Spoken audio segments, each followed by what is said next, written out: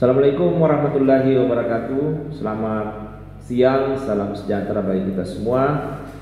Baik, kali ini kita akan membahas submateri lembaga-lembaga negara. Nah, setelah amandemen, lembaga-lembaga negara itu mengalami perubahan. Ada beberapa lembaga baru yang lahir, kemudian lembaga-lembaga yang lama juga ada yang kemudian fungsinya berubah. Nah, kalau kita lihat struktur yang ada ini, tidak ada lagi istilah lembaga tertinggi negara dan tinggi negara. Yang ada adalah lembaga-lembaga negara. Apa yang membedakan? Yang membedakan adalah apa tugas, pokok, fungsi dan kewenangannya. Nah, seperti ini, MPR terdiri atas DPR dan DPD. Jadi keanggotaan MPR itu dari anggota DPR dan DPD. DPD sendiri lembaga baru. Walaupun dulu dikenal ada namanya utusan daerah, utusan golongan, fraksi ABRI yang kemudian menjadi anggota MPR, tapi itu tidak dipilih, tapi diangkat. Sekarang seluruh anggota MPR itu dipilih lewat pemilu. Cuma ada yang merepresentasi partai politik, ada juga yang merepresentasi perorangan, wakil dari setiap provinsi, 4 per provinsi. Kemudian ada Mahkamah Konstitusi, ini lembaga baru juga untuk menjaga marwah konstitusi. Sehingga kalau ada yang bertentangan dengan konstitusi, undang-undang yang bertentangan dengan konstitusi, maka kemudian diuji materi oleh Mahkamah Konstitusi. Kemudian ada Komisi Yudisial, ini juga lembaga baru, lembaga yang diharapkan bisa menjaga integritas para hakim, ya. Kemudian ada KPU, penyelenggara pemilu, supaya pemilu itu menjadi berintegritas. Kemudian ada di eksekutif, misalnya presiden dipilih secara langsung, lalu tidak ada lagi istilah daerah tingkat 1, daerah tingkat 2, yang ada daerah provinsi dan daerah kabupaten atau kota. Tidak ada lagi kota madya, tidak ada lagi kota administratif, ya. Nah, kemudian setelah amandemen ini, kekuasaan pemerintahan itu, kekuasaan negara itu ada 6. Jadi bukan hanya 3 trias politika, karena kan dulu ada trias politika dari John Locke, ada trias politika Montesquieu, ya, bahwa ada perlawanan dari para bangsawan terhadap raja, yang mana menginginkan adanya pembagian kekuasaan. Lahirlah trias politika John Locke, ada kekuasaan eksekutif, legislatif, dan kekuasaan federatif. Walaupun akhirnya dikoreksi oleh Montesquieu bahwa federatif itu digabung di eksekutif, eksekutifnya yang dipisah dengan yudikatif, sehingga lahirlah 3, eksekutif, legislatif, dan yudikatif. Tapi kita di Indonesia ini setelah amandemen ada 6 kekuasaan. Kekuasaan konstitutif merubah atau mengamandemen konstitusi itu di tangan MPR. Kemudian kekuasaan eksekutif, kekuasaan pemerintahan di tangan presiden. Ada kekuasaan legislatif, membentuk undang-undang di tangan DPR. Walaupun tentu tidak terpisah tapi terbagi. Artinya apa? Ada koordinasi di antara lembaga-lembaga yang ada. Walaupun DPR memegang kekuasaan membentuk undang-undang, tapi mesti dengan persetujuan bersama presiden. Kemudian ada kekuasaan yudikatif, kekuasaan kehakiman. Kekuasaan kehakiman itu kan dipegang oleh Mahkamah Agung, Mahkamah Konstitusi, dan lembaga-lembaga peradilan. Kemudian ada kekuasaan eksaminatif, inspektif, dan BPK, Badan Pemeriksa Keuangan, untuk menjaga agar anggaran negara itu dijalankan dengan baik. Kemudian ada kekuasaan moneter di tangan Bank Indonesia. Ini menunjukkan bahwa ada pembagian kekuasaan. Diharapkan ada balance of power, ada check and balance, sehingga kemudian tidak bertumpuk pada lembaga tertentu, tidak dominasi oleh lembaga tertentu. Karena Lord Acton mengatakan kekuasaan itu cenderung diselewengkan, apalagi kalau kemudian kekuasaannya absolut. Nah, ini bisa dilihat di pasal 2 ayat 1, ya, tentang keanggotaan MPR. Kemudian ada pasal 3 terkait dengan kewenangan dari MPR, yang kalau kita lihat yang pasti kewenangannya melantik presiden dan atau wakil presiden. Tapi apakah kemudian mengamandemen? Itu belum tentu. Apakah kemudian bisa memberhentikan presiden dan wakil presiden? Belum tentu. Kalau tidak ada hal yang dianggap melanggar konstitusi, atau presiden dan atau wakil presiden itu tidak berhalangan tetap.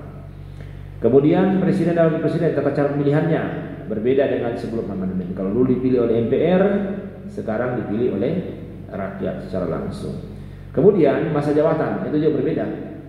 Masa jabatannya dulu itu ya 5 tahun bisa dipilih kembali, sampai akhirnya Pak Harto berkuasa puluhan tahun, 30 tahun lebih. Nah, sementara sekarang ini tidak bisa Berarti sekali dalam 5 tahun pemilihannya, masa jabatan 5 tahun, dan bisa dipilih kembali untuk hanya 1 masa jabatan lagi. Jadi bisa berturut-turut, bisa tidak berturut-turut, ya pasti maksimal 2 kali masa jabatan.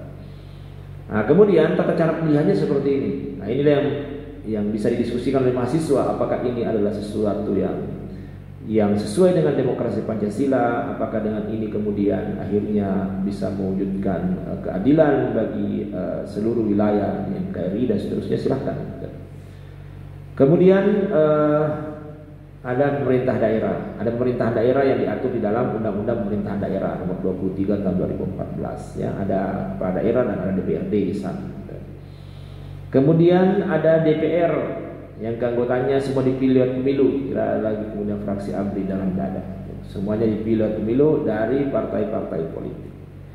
Kemudian ada fungsinya ketiga, itu fungsi legislasi membentuk undang-undang, fungsi anggaran, salah satunya membahas APBN, era APBN, kemudian melakukan pengawasan. Ada hak-hak yang dimiliki, baik hak terkait kelembagaan DPR, kemudian ada juga hak terkait dengan keanggotaannya, anggota-anggota DPR. Kemudian DPD, nah ini DPD ada banyak pertanyaan sebenarnya. Ada yang mengatakan kenapa DPD itu legitimasinya kuat, tapi kemudian kewenangannya lemah. Nah itu kan memang disampaikan di konstitusi. Memang dikatakan kuat legitimasinya karena dapilnya ini provinsi, sementara anggota DPR itu dapilnya tentu hanya bagian-bagian dari provinsi itu saja. Bisa sekian kabupaten tambah sekian kota menjadi 1 dapil untuk anggota DPR. Tapi DPD 1 provinsi. Nah, kewenangan dimiliki ya tentu memang terbatas. Apalagi dalam pembahasan rancangan undang-undang. Anggota DPR itu, ya, DPD itu tentu DPD itu sesuai kewenangan dan tidak ikut di dalam proses memutuskan. Kemudian Mahkamah Agung ini tentu sesuai dengan lembaga sebelumnya. Komisi Yudisial ya inilah yang akhirnya kemudian baru di masa konstitusi ya, yang kemudian Mahkamah Konstitusi juga lembaga baru yang diharapkan untuk melakukan judicial review kalau ada aturan yang bertentangan dengan Undang-Undang Dasar. Ada 9 anggotanya. Ini yang kemudian ya mudah-mudahan tidak ada hal yang luar biasa dalam konteks pemerintahan negara ya. Karena kalau DPR menganggap presiden dan atau wakil presiden itu tidak layak lagi untuk menjalankan pemerintahan, melanjutkan masa jabatannya, maka dibawa ke Mahkamah Konstitusi dan hanya 9 yang kemudian bersidang untuk memutuskan apakah betul presiden dan wakil presiden itu bersalah atau tidak. Kemudian BPK, Badan Pemeriksa Keuangan, keanggotanya juga ada diresmikan oleh presiden dengan pertimbangan DPD. Ada bank sentral juga di situ. Ini yang kemudian menjadi pertanyaan dan menjadi diskusi kita. Bagaimana kalau presiden dan atau wakil presiden diberhentikan? Bagaimana prosedurnya?